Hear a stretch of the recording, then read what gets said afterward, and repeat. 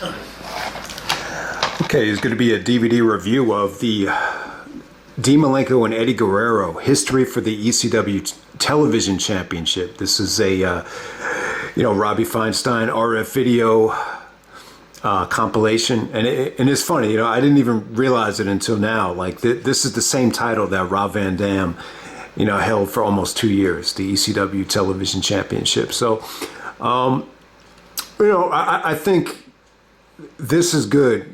If you want to see Eddie Guerrero in ECW, it pretty much features, I think, pretty much almost every single match.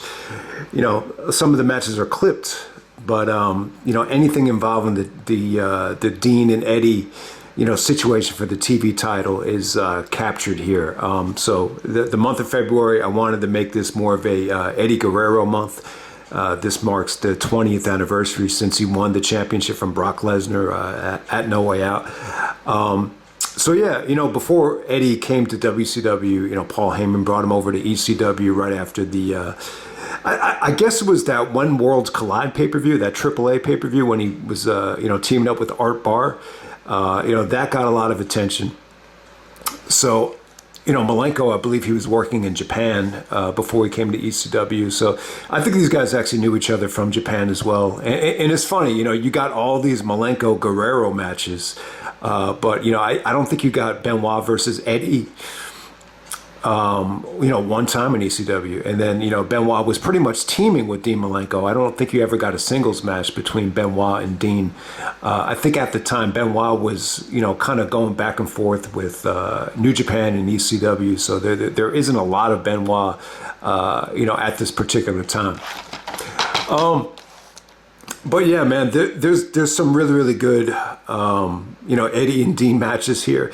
Some of them just, like I said in that trilogy video, like a lot of the fan cam stuff, I just don't think it's, watchable. But we'll get to that. So let me just make clear here. There are, I would say, in its entirety, you get to see Dean and Eddie from the Hostile City Showdown. That's a 30-minute classic right there.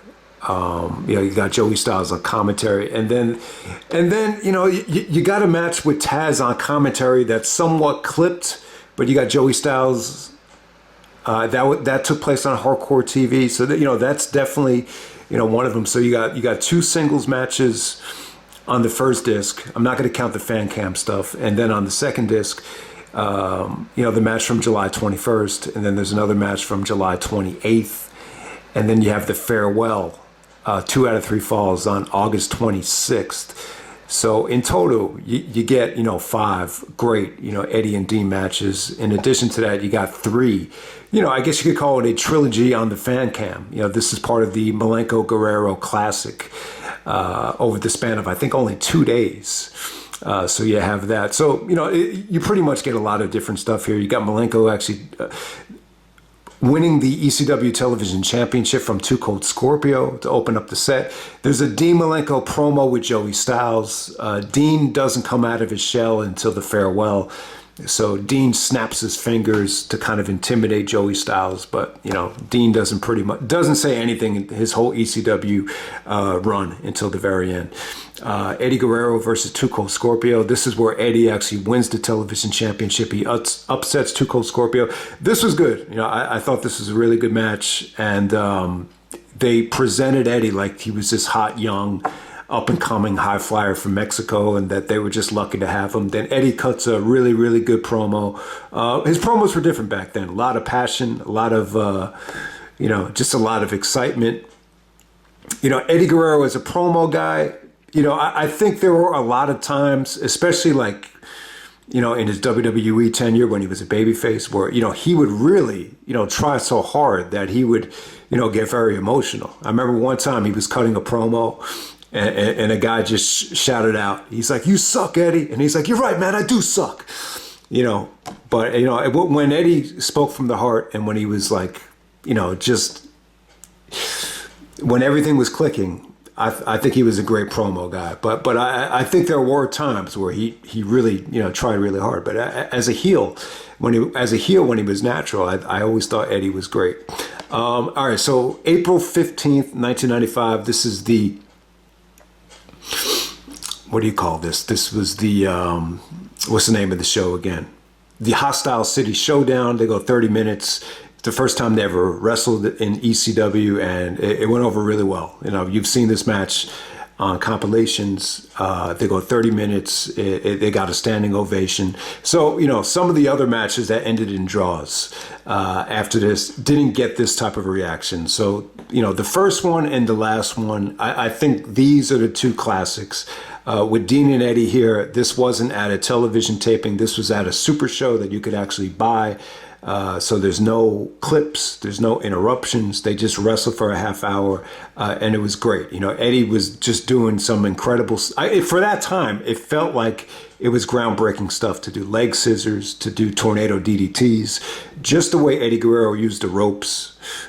He's just the best at using the ring to his advantage. Even the canvas, how he uses the canvas just to roll through, it's incredible. And then obviously Dean is a tremendous athlete as well. They just created magic in the ring there. All right, so the rematch on May 13th.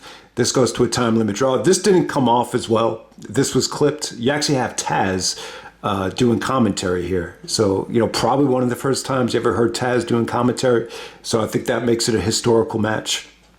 You could tell, even back then, Taz felt very natural, on commentary, especially when it came to, explaining wrestling holds and explaining, where to place the hold for certain submissions. I mean, it was really, really good stuff from Taz. So very historical match. I just don't think Dean and Eddie, this second match here, it just wasn't as special as the first one. Okay, so they promote the Guerrero Malenko Classic. So they do these like house shows, and they're going to take place on a fan cam. I wasn't feeling this whole fan cam trilogy here. So they actually have, God, how did they do this here? All right, so this is how they did it. The first two matches were actually non-title, and then the rubber match is actually for the championship. So I believe Eddie won the first one, Dean won the second one, and then the third one actually went to a 30-minute time limit draw.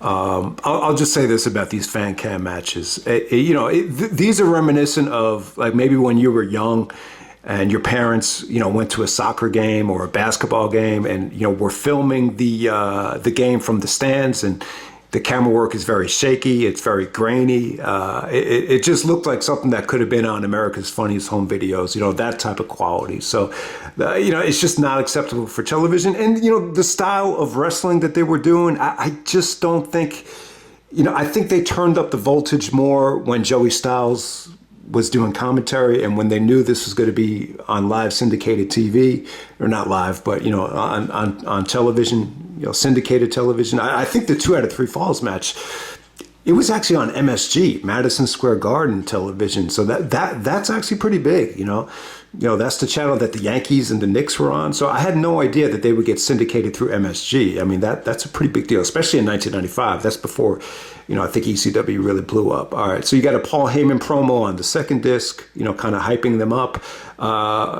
You got Malenko and Scorpio taking on Eddie Guerrero and Taz. The match is clipped. I will say this, though. Whenever Eddie was in the ring with Dean, they didn't really waste a lot of time. They just kind of, went fast-paced, balls to the wall. So, with these tag matches, one of these matches here, Taz actually did hurt his neck. It was a spike pile driver. I believe Scorpio is the one that delivered it, but it was a combination pile driver, and Taz, ultimately this forced him to retire early. So there you go. And they even have a Scorpio promo, which seemed a little bit out of place, but he was kind of involved, throughout this whole thing as well. So there we go. You got Dean Malenko taking on Eddie Guerrero. This is from July 21st. 1995. So the matches from July are pretty good. I think they held up really well. I just remember the endings to these matches, were just very, very well done. Lots of pinning predicaments, lots of just consecutive, kicking out and then doing a jackknife pin to end this thing. I believe it's actually Dean Malenko that actually wins the television championship back on July 21st, and then Eddie doesn't obey the code of honor, and then he clotheslines Dean, so you get a little bit of a glimpse of heel Eddie Guerrero. And then the rematch from July 28th. This actually feels like it's in a steel cage match. I don't know what it is, but it feels like a steel cage. If you look really closely, though, it's almost like they're wrestling in an arena where there's like that's kind of like made for hockey. I think that's kind of why it felt like that. This match right here, Eddie actually counters the pinning predicament into a jackknife pin, and he actually does, win the belt back here from Dean Malenko. Once again, these finishes here are just really, really, really well done. So there you go. So I guess the news broke, once you get into August that, Dean and Eddie were going to go join Eric Bischoff in WCW. So this farewell match, it's, I remember I actually got the ECW Path of Destruction compilation as a graduation present. And, this is like right before Bischoff came in. And I just noticed, like, especially that whole DVD, the combination of Eddie and Dean in the farewell, you just heard so many like anti-Bischoff signs or chants. Someone was chanting, Eric Bischoff, all these musical chants, Bischoff sucks. I can't even describe it. There was a lot of anti-Bischoff hate. I was just like, who the fuck is this guy Bischoff? Even one guy there in the match just shouts out, Bischoff sucks. And it was just one guy, but, it was just very, very loud. And then, that other compilation, that Path of Destruction compilation, they have all those Austin ECW promos, when he was injured. And, every single promo, he's talking about Bischoff. So, and this is right before they brought Bischoff in, to Raw in July of 2002. So I always kind of felt good that I saw that right before Bischoff came in, because it kind of gave me like a background of, who exactly, they're dealing with. This devil from WCW that was, jacking all this talent or raiding all this talent. When you look back on it, I think it's kind of funny. There were a lot of chants in this 2 out of 3 falls match. They were just, they were just chanting, you sold out, and then they were chanting, please don't go. So it's a mix. One guy at the end of the match, said to Eddie, you sold out, Eddie, you sold out. And Eddie kind of kept his composure. He's like, you paid your money. I respect you. You could say what you want. You want to call me a sellout? That's fine. But when you look back at it now, I mean, how retarded is it to say that these guys were selling out? What, are they going to wrestle in ECW for the rest of their life, making, chump change? I just don't get it. But I think this was really one of the first times where you just heard a lot of mixed reaction for two guys going to WCW. I guess they felt like at the time, and I kind of felt the same way too. Like when Tyler Black, left to go to WWE, I'm just like, if this company is going to grow, you got to keep these guys under contract and build around them. You can't just leave. You can't just have guys leave over and over again.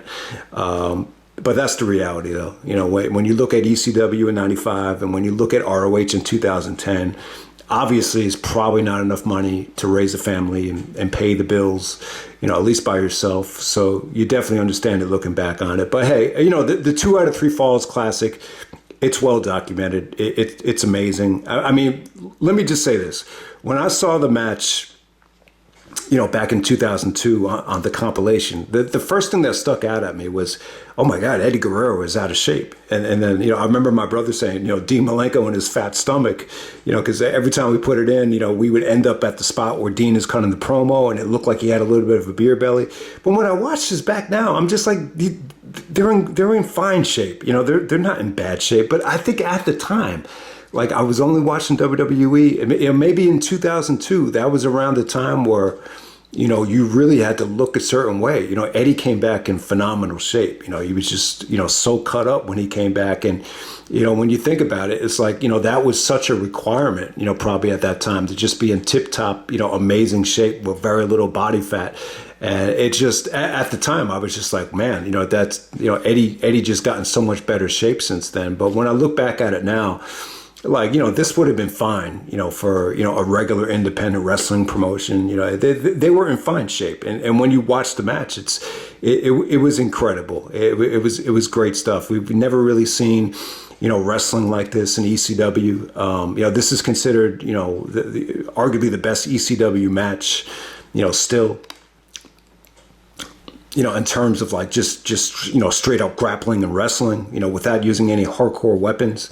Both guys had said, that they were a little bit, skeptical to go to ECW because, they were so crazy about weapons and, all these violent things. And, Eddie even said, we just came in and wrestled and it just went over really, really well. I mean, obviously, yeah, you still got a lot of boring chants from time to time. But I would definitely say like the style that they wrestled on the fan cam shows, was pretty much boring. But this 2 out of 3 falls match, Eddie gets the first fall with the schoolboy.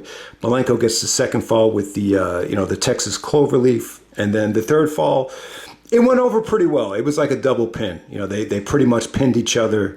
Both shoulders were pinned to the mat. And, for the most part, it was a pretty satisfying victory. I mean, they went to other time limits where it didn't go over very well. The rubber match and the fan cam thing, it just kind of ended depressingly abruptly.